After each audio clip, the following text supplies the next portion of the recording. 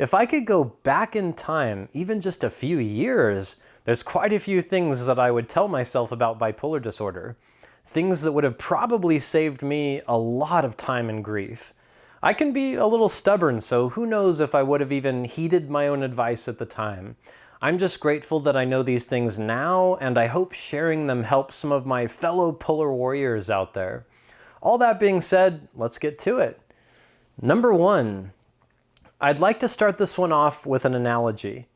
If you had to climb up the world's tallest mountain, it would make a massive difference if you did some endurance training before the climb.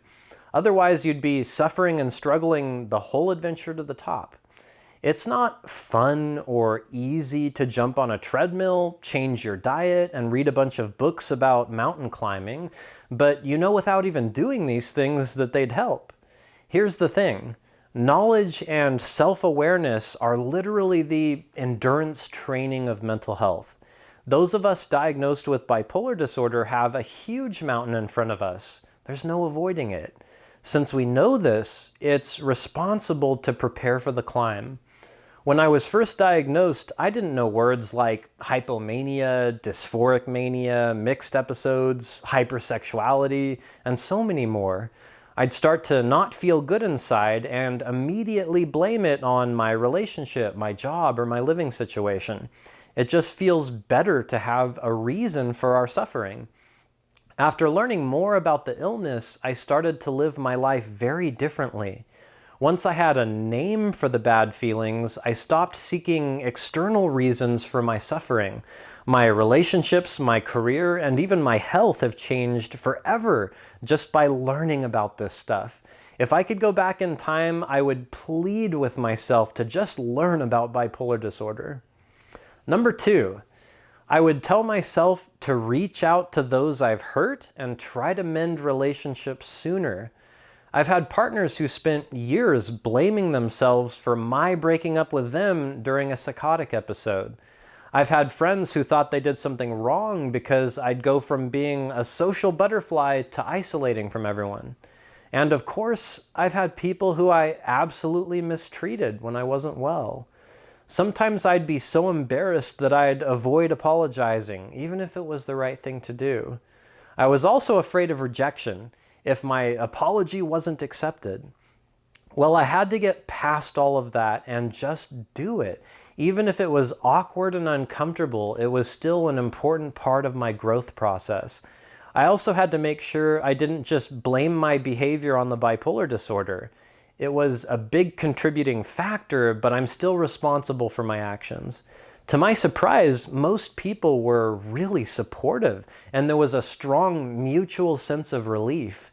I also had one less dark place that my mind would go to when I was depressed. So that's the second thing that I would emphasize if I could go back in time. Now for number three, I would tell myself to take the damn drugs. Now I have a very love-hate relationship when it comes to meds. I'm extremely sensitive to side effects. It took me a long time to find meds that work. I despise the pharmaceutical industry, not to mention drug prices. I don't like having to remember to take them, and on and on and on. Although these are all valid objections, I learned the hard way that I can't manage this illness by myself, and not for lack of trying. It would almost be like someone trying to force their pancreas to produce more insulin instead of taking diabetes medication. Maybe some people can manage without meds, but not me. I learned this the hard, stubborn way. My relationships, my friendships, my job, and even my pets all suffer when I don't take medication. Now, I'm not here to tell anybody else to take meds.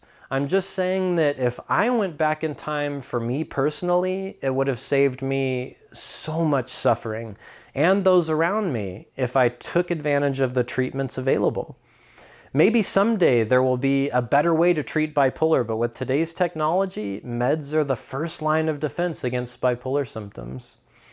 Number four, if I could go back, I would tell myself to seek out peer support a lot sooner and to spread it out a little.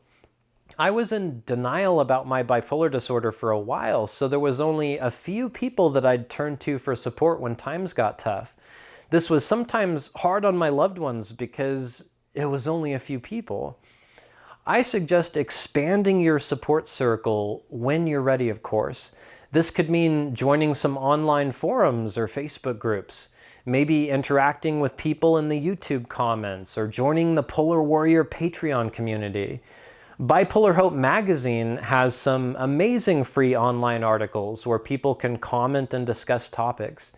Those are all great, but I think the best way to go is in-person or live meetings. I know a lot of these have moved to online due to the coronavirus, but if you get the chance to safely attend a live meeting, it's a great way to expand your support circle. The first time I went to a NAMI meeting or a bipolar-specific support group, it was like being in a foreign country for years and finally hearing someone speak my language. It was so powerful and refreshing to be around other people who get it, who share a silent bond through shared mutual experience. I know that not everyone lives in a town with peer support groups, so you might have to look online or get a little creative.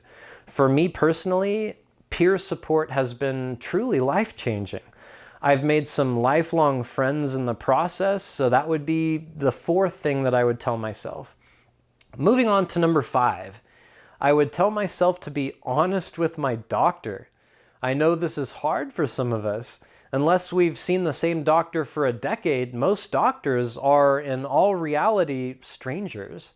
It's hard to tell a stranger about side effects like sexual dysfunction, incidents of rage we aren't proud of, or if we've been abusing substances.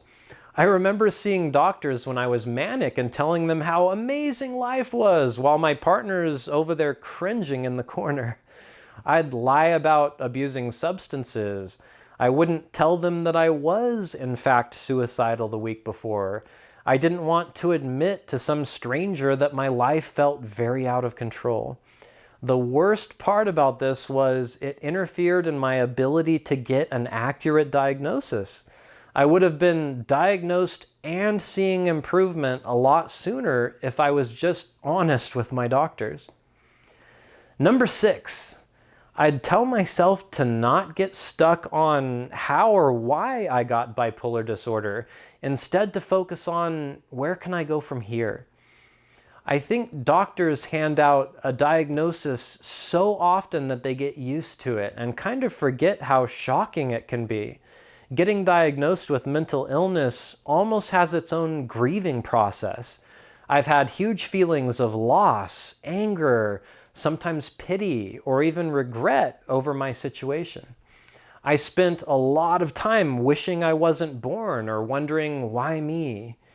Just like when we lose a loved one, it's easy to get stuck in the grieving process and have it prevent us from moving forward with our lives. If I could go back in time, I'd work with a counselor specifically on my bipolar grieving process. All right, we have made it to the last one in this video, and I appreciate you spending this time on my channel. If something I've said was helpful, you can send a giant digital thank you by just liking the video or subscribing to Polar Warriors. So for number 7, if I could go back to when I was first diagnosed, I would tell myself to be patient with the process and to have realistic expectations.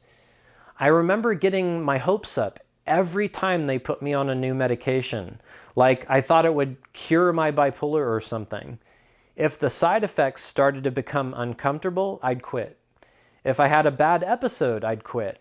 Heck, even if the meds were working, I'd quit because I thought I didn't need them anymore.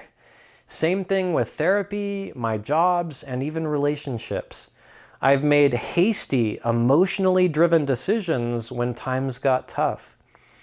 I didn't have or accept much guidance when I was newly diagnosed, so it took a while to learn that most of my frustrations were really a part of the process.